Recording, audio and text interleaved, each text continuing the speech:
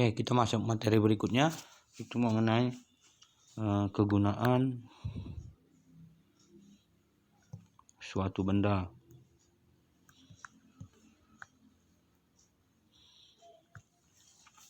Yang pertama, kegunaan suatu benda itu berdasarkan kegunaan bentuk.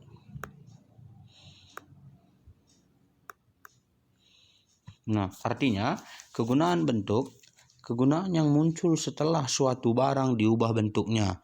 Ingat ya? Berarti kegunaan bentuk artinya perubahan yang berdasarkan bentuk. Ya, kegunaan yang muncul setelah barang diubah bentuknya. Contohnya adalah papan, ya, papan. Nah, papan akan lebih berfungsi jika diubah menjadi yang namanya mebel, ya, atau mebel, ya. Contohnya apa saja? Itu ada meja, kemudian ada lagi kursi, ya. Kemudian yang kedua, kegunaan berdasarkan tempat. Paham ya? Nah, kegunaan yang berdasarkan tempat artinya barang itu akan lebih berguna jika berpindah tempat.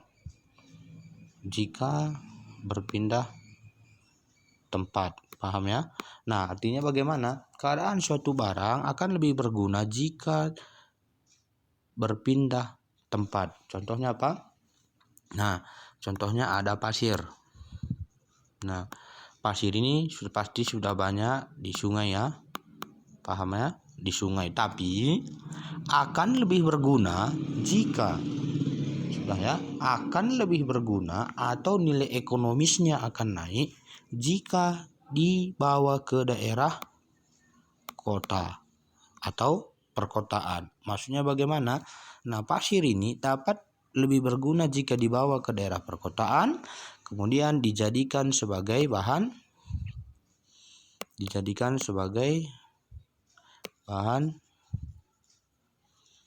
bangunan. Sampai sini paham? Oke, baik. Kemudian kita lanjut.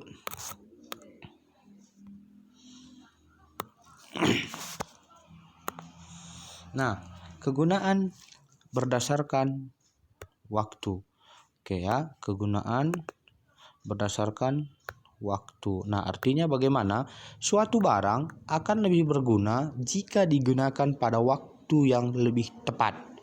Paham?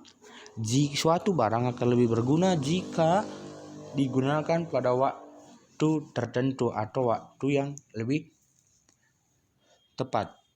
Contohnya apa? Nah, contohnya payung, ya.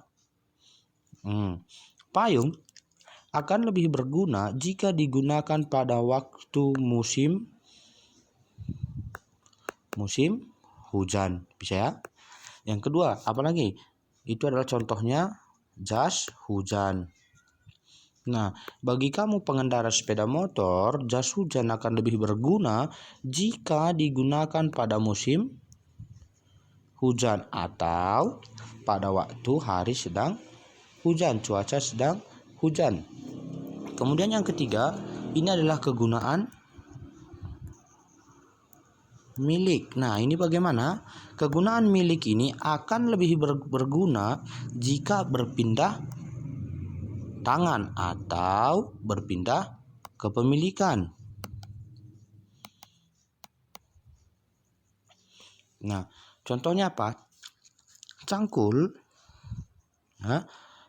akan lebih berguna, ya, diberikan kepada petani daripada diberikan kepada seorang pelajar. Paham ya? Nah, kenapa? Karena yang dibutuhkan pelajar itu sebenarnya adalah alat-alat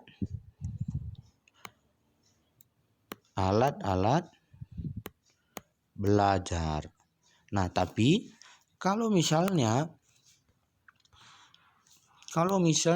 kalkulator, ya, kalkulator akan lebih berguna jika diberikan kepada seorang pelajar, atau laptop akan lebih berguna jika diberikan kepada seorang pelajar daripada diberikan kepada seorang petani, ya kan? Nah, petani itu butuh alat-alat pertanian.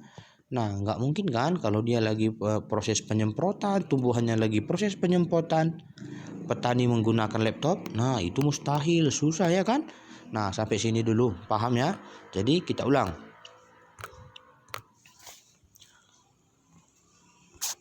Oke, jadi coba kita ulang, kita review. Kegunaan suatu benda terbagi menjadi 4. Ada kegunaan benda terbagi menjadi 4. Yang pertama, berdasarkan bentuk. Contohnya, ya, contohnya itu adalah kayu. Paham ya? Akan lebih berguna jika diubah bentuknya menjadi mebel.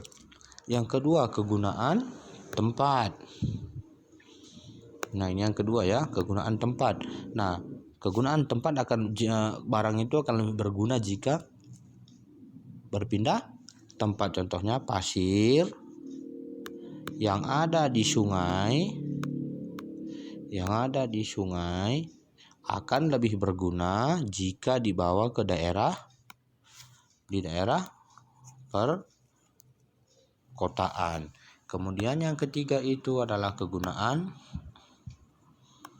waktu. Kegunaan waktu juga ini akan lebih berguna jika digunakan pada waktu yang tepat. Contohnya jas hujan, ya. Kita ulang.